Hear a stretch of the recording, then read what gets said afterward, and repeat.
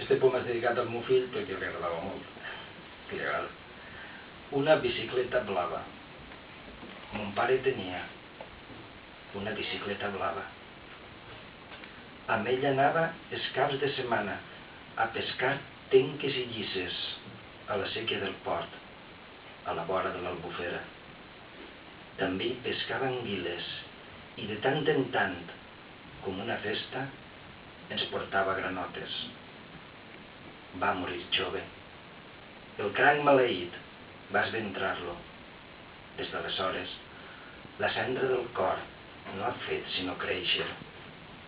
Si mon pare visquera ara, no hi podria pescar. Els peixos són ombres fosses en una aigua pudenta i trista, on pot veure, algunes hores funestes, entre les canyes, una escuma negra, com la bilis i fiscosa d'un fetge castigat.